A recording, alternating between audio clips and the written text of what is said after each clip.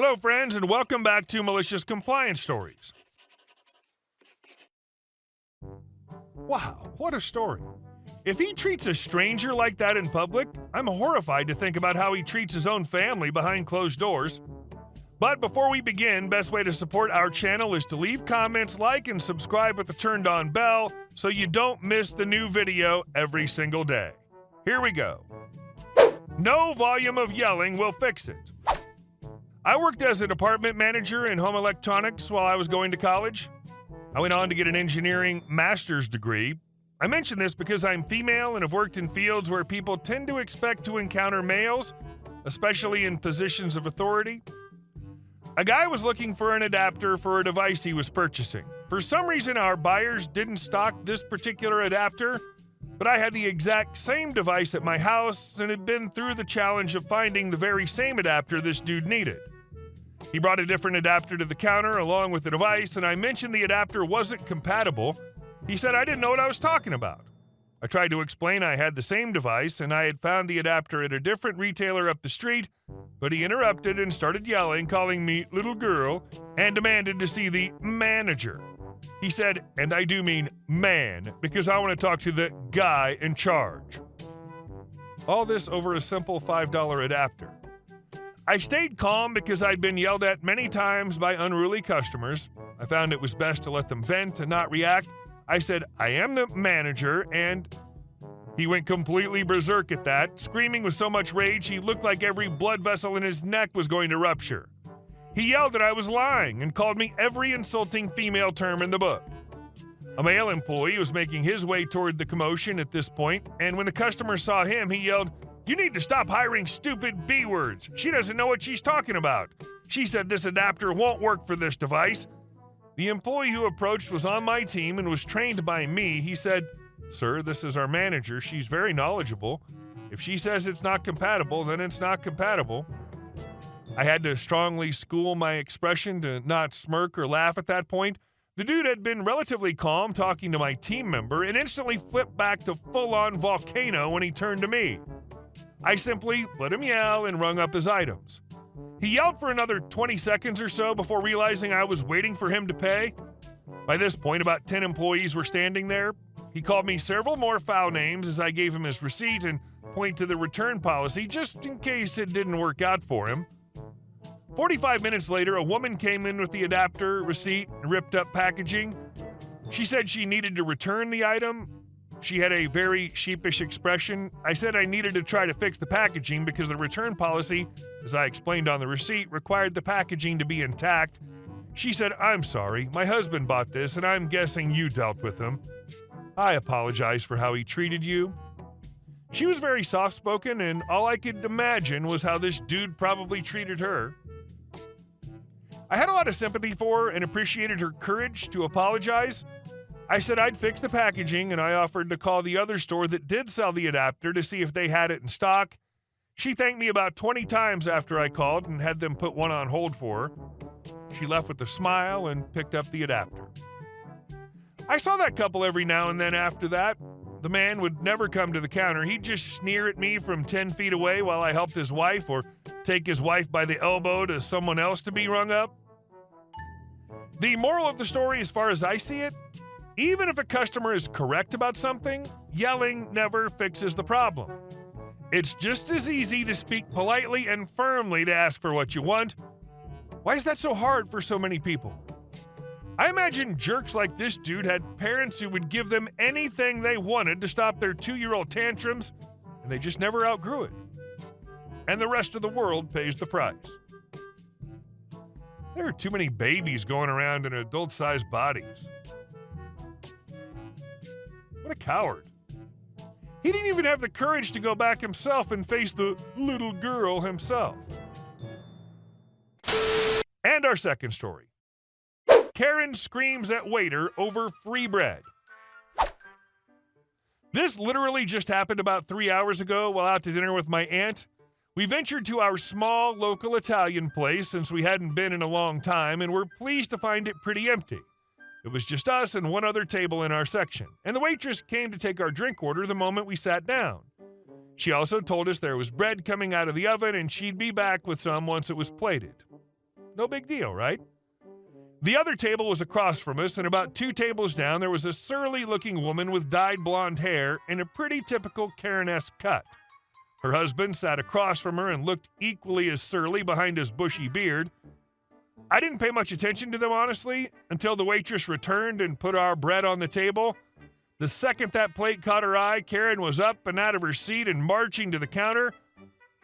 Nobody was there immediately, so she stormed back to her chair with a huff, and mere seconds later, the young waiter appeared with a plate of bread for the Karen table. She went off. She turned in her chair, pointed at my aunt and I, and let loose a tsunami of holy F crazy on this poor kid. She was screaming about how we got here 20 minutes before them and they got their bread first. The kid explained to her that he can't control when the bread comes out, that the kitchen makes it, and he had to go back into the kitchen and fetch it once it came out of the oven. That was not good enough for her. She again pointed at us, still yelling about how we got bread served to us first, that they were there before us, and then she looked this maybe 19-year-old boy in the eye and yelled, "Do your job." That was his breaking point. He told her again that he can't control when the bread comes out, or that another server got into the back to get a plate of it before he did. He then turned and left. A couple of minutes later, our waitress went up to the Karen table and let them know she'd be waiting on them, and that was that. The next time I saw the poor waiter they'd berated, he was taking the drink order for a table that came in as we were leaving. The Karen glared daggers at him, but he just ignored her. I'm assuming he, or perhaps a manager, decided to pull him from waiting on the Karen and thrust her upon another server instead. I would just never understand people like that. What does yelling at someone do for you, especially over something so petty? I'm also a pretty confrontational person, and the only thing that keeps me from telling her to go F herself was the fact that I didn't want to ruin my aunt's day any further.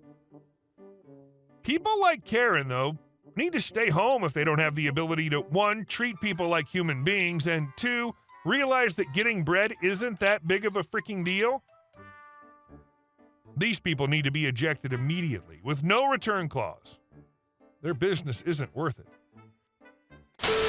And our last story. Neighbor wants me to remove a huge tree. I just moved into an old single-family house in a suburban area of Virginia. There are a lot of big trees here, and the homes are pretty close together. On one side of my property is a large oak tree, possibly over 150 years old based on growth rate. The trunk is fully within my property line, but the branches span my house and some of my immediate neighbor's property. It's located within 10 feet of both our houses. A week after moving in, my neighbor gave me an expensive quote from a landscaper/arborist to have the oak tree cut down. She told me she was concerned that the tree was in bad condition and that it would kill someone if it fell. She gave me the documentation from her tree servicer, which specified that the tree was in questionable structural condition due to improper removal of large branches. I actually thanked her for the heads up, since I didn't have any history with this plot, and obviously don't want my new house smashed in. I called an arborist I've used before to give another estimate, hoping to get a better price, but surprise, he said the tree looks totally healthy, no sign of said structural damage, and that he would suggest just giving it a trim. I trust his opinion because this company's ethos is based on preserving the environment with care, not aggressive pruning/shaping/etc. I was so relieved, and I booked the trimming within the month, then quarterly health checks, wood boring treatment. I thought my neighbor would be relieved too, since the tree adds so much value to the neighborhood. I figured maybe her tree servicer was a little shady and trying to get more money by suggesting a full removal. But when I told her it's not coming down, she was furious. She said trimming wasn't enough and this issue might turn into a legal matter. She didn't elaborate on what that means to her. At that point, I said I'd only discuss tree maintenance in writing. I sent a certified letter documenting what had already occurred and been said verbally, and restated my reasons for leaving the tree intact. I also offered to trim back particular branches that were concerning to her, all on my tab. She responded by writing, I was ignoring a clear hazard and shouldn't refute even a single professional opinion that the tree is a risk. Her cited issues with the tree are, again, the risk of it falling, and that the acorns and small branches it drops are damaging her roof. I responded via another letter and asked her which branches she wanted trimmed. I also suggested that her arborist may not have given the tree a thorough inspection since it's not technically on her property. At that point, she stopped responding. On the day of trimming, I went over to introduce the arborist, and she basically called him a liar and started filming the areas of the tree my arborist was deeming fine and normal. She asked for all the branches on her side trimmed back to the property line, which my arborist immediately refused to do since it would kill the tree. Later that day, she was out taking photos of the tree trimming process, standing in the street in front of my house taking photos of the tree, etc. I'm trying to be reasonable here. Of course, don't want this enormous tree to crash into anyone's roof. It's beautiful and worth preserving, but since I'm new to caring for large trees, I'm not sure if I'm doing the right thing by leaving it up. I just hate to see a big storm take out a branch in a normal, that's nature way and then wake up to some kind of nasty litigation attempt. I'd also hate for her to trim back the branches on her side in a fashion that intentionally damages the tree to force us to remove it. Edit.